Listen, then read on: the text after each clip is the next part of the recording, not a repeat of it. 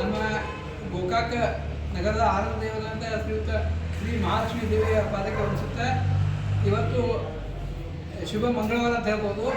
ಮಂಗಳಕರವಾರ ಜೊತೆಗೆ ಒಂದು ಸಂತೋಷದ ಸಂಗತಿ ಅಂದರೆ ನಮ್ಮ ಸುರೇಶ್ ಬಾಬು ಸರ್ ಅವರು CPI ಆಗಿ ಗೋಕಾಕ ನಗರ ಇರ್ಬೋದು, ಗ್ರಾಮೀಣ ಪ್ರದೇಶ ಇರ್ಬೋದು, ಅಂತಿಗೆ ಇರ್ಬೋದು ಅಥವಾ ಕೊಂಡೂರು ಎಲ್ಲ ಕಡೆ ವ್ಯಾಪ್ತಿ ಇಟ್ಕೊಂಡು ಜೊತೆಗೆ ಘಟವಾಗಳು ಸಾಕಷ್ಟು ಬಂದಿದ್ದರು.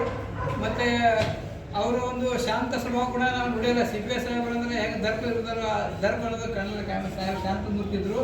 ಶಾಂತಮೂರ್ತಿ ಆಗಿದ್ದರೆ ಕೆಲಸದ ಶ್ರದ್ಧೆ ಭಕ್ತಿಯಿಂದ ಕೆಲಸ ಮಾಡ್ತಾಯಿದ್ರು.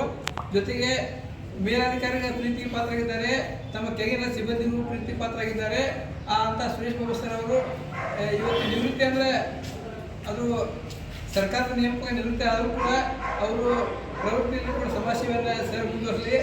ಈ ಸಂದರ್ಭದಲ್ಲಿ ನಮ್ಮ ಬೆಳಗಾವಿ ಜಿಲ್ಲಾ BJPಯ ಮಹಿಳಾ ಮೋರ್ಚಾದ ಪ್ರಧಾನ ಕಾರ್ಯದರ್ಶಿ ಶ್ರೀಮತಿ ಸಹೋದರಿ ರಾಜೇಶ್ವರಿ ಒಡೆಯರ್ ಮೇಡಮ್ ಅವರು, ನಮ್ಮ ಕನ್ನಡ ಸೇನೆ ಕರ್ನಾಟಕ ಸಂಘಟನೆ ಮತ್ತು BJP ನಗರ ಘಟಕದ ಸುರೇಶ್ ಪತ್ತಾರ್ ಸರ್ ಅವರು, ನಮ್ಮ ಗೋಕಾಕ ತಾಲೂಕು ಘಟಕದ ಅಧ್ಯಕ್ಷರಾದಂಥ ಅಪ್ಪಾಸ ಮುಲ್ಲಾ ಅವರು, ನಮ್ಮ ಇವರು ಸುಲ್ತಾನ್ ಕಬೂರ್ ಅವರು, ಶರೀಫ್ ಅವರು, ಹೀಗಾಗಿ ಸಾಕಷ್ಟು ಬಂದಿದ್ವಿ. ಯಾಕಂದ್ರೆ ನಮಗೆ ಒಂದು ಇದರಿಂದ ಖುಷಿ ಅದ, ಒಂದು ದುಃಖ ಅದ. ಹೆಂಗೆ ದುಃಖ ಅದ ಇಂಥ ಸಾಹೇಬರ ಕಳ್ಕೊತೀವಂತ ಒಂದು ದುಃಖ ಅದ.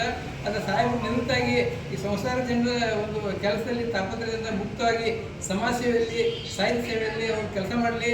ಜೊತೆಗೆ ಭಗವಂತ ಅವರಿಗೆ ಇನ್ನೂ ಹೆಚ್ಚಿನ ಆಯುಷ್ಯ ಕೊಟ್ಟು 100 ವರ್ಷ ಬದುಕಿ ಅವರ ಕುಟುಂಬಕ್ಕೆ ಸಮಾಜಕ್ಕೆ ಒಳ್ಳೆಯ ಒಂದು ಕಾಣಿಕೆ ನೀಡಲಿ.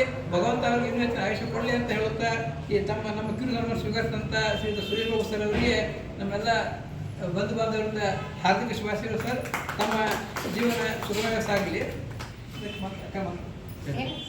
ನಮಗೆ ಸನ್ಮಾನ ಮಾಡಿದ್ದಕ್ಕೆ ಅವರಿಗೆ ತುಂಬ ಆಭಾರಿಯಾಗಿರುತ್ತೆ.